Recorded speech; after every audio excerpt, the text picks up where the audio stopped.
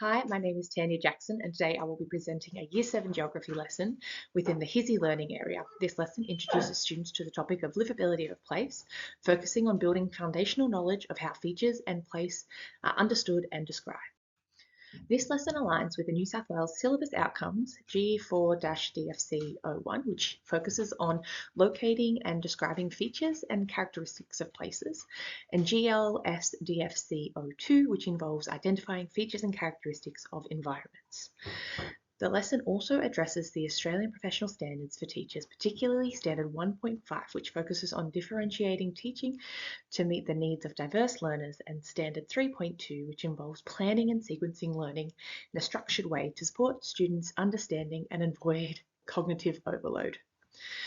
The learning intention for this lesson is for students to identify and describe the features and characteristics of places. Success will be demonstrated when students can correctly identify natural and human features and describe characteristics of different features. Students bring prior knowledge from Stage 3 Geography, where they have been introduced to place and basic geographical concepts. This supports their ability to recognise and name features within this lesson. While two diverse learners will be considered within this lesson, a gifted and talented student who requires extension through higher order thinking tasks, and a student with autism who benefits from structured routine, visual supports, and a clear scaffolded instructions. Teaching strategies used in this lesson are centered around explicit instruction, collaborative learning, and structured questioning to support student understanding. Explicit instruction is implemented through a clear I do, we do, you do sequence, where concepts are first modeled, then practiced with guidance, and finally applied independently. Archer and Hughes highlight that explicit instruction is both effective and efficient as it provides clear modeling and structured practice, which is particularly important for novice learners. In this lesson, learning is broken into manageable steps, moving from students' prior knowledge of their local area to identifying features and then describing characteristics. Visual supports, including PowerPoint presentation and images of the local area, are used to reinforce key concepts and reduce cognitive load by making learning more accessible. In addition, structured student worksheets provide scaffolding, allowing students to organise their thinking and apply new knowledge step by step.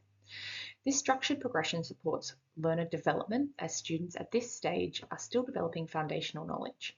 As explained by Sue Dutchesene, learners benefit from scaffolded instructions that build schema and reduce cognitive load, allowing them to process new information more effectively. Collaborative learning is incorporated through pair work and think, pair, share activities, allowing students to discuss and clarify their understanding. This is supported by Lev Vygotsky, who emphasizes that learning occurs through social interaction. In addition, whole class discussion is used to consolidate understanding and encourage participation. Guidance from the Association for Supervision and Curriculum Development highlights that effective classroom discussion helps create a safe and supportive learning environment by encouraging students to share ideas, listen to others, and engage in meaningful dialogue. This supports both the students' engagement and deeper understanding of concepts.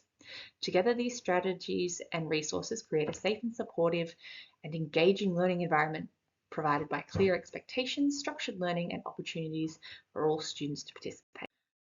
Explicit teaching is a key strategy used in this lesson as it's supported by guidance from the New South Wales Department of Education, which highlights that explicit teaching aligns with how students learn. Strategies such as chunking and sequencing learning, gradual release of responsibility, and checking for understanding are embedded throughout this lesson. Students move from identifying activities to recognizing features and then describing characteristics, allowing knowledge to build progressively. ICT is used through PowerPoint and visual images of the local area, helping to make abstract concepts more concrete and improving student engagement. This tool also doubles as differentiation tool when we have students that benefit from visual cues. While not a direct parent and community are included or invited into this lesson, we can link this lesson back to our community using things in our area. An area for future professional development includes deepening my understanding of differentiation by developing more tiered tasks, strengthening inclusive teaching practices to better support diverse learners, and improving my use of ICT in geography through tools such as digital maps to enhance engagement and real-world learning. Differentiation is embedded throughout this lesson to support both extension and accessibility, ensuring all students can engage with the content at an appropriate level. For the gifted and talented student, higher order thinking tasks are incorporated, such as analysing and justifying which features contribute most to place. These extension opportunities promote deeper thinking and allow students to move beyond basic identification. This aligns with differentiation principles outlined by Carol Ann Tomlinson, who emphasises that importance of adjusting tasks to challenge students at varying levels of readiness. For the student with autism, structured routine, visual supports, and scaffolded worksheets are used to reduce cognitive load and provide clarity.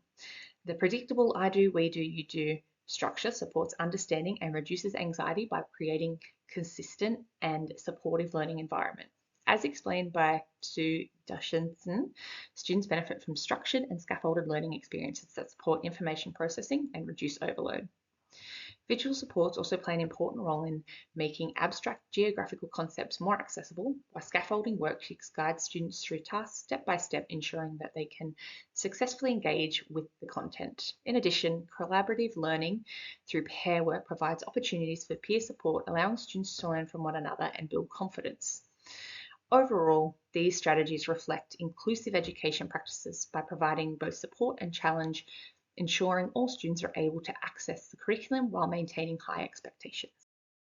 Formative assessment is embedded throughout this lesson to monitor students' understanding and guide instructions aligning with assessment for learning principles. Rather than assessing learning at the end only, assessment is used continuously to support student progress. Informed formative assessment occurs through teachers questioning, class discussions, and observations during pair work.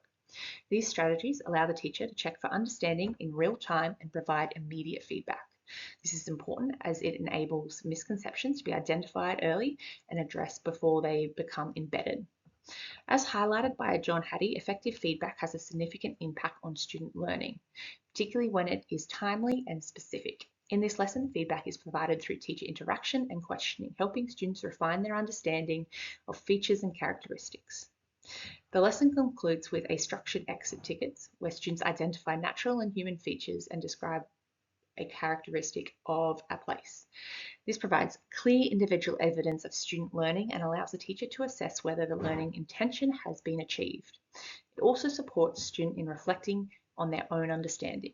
Assessment is not just to measure learning, but actively inform teaching and support students progress throughout the lesson. As explained by John Nottingham, effective formative assessment focuses on the quality and timing of feedback to enhance student learning.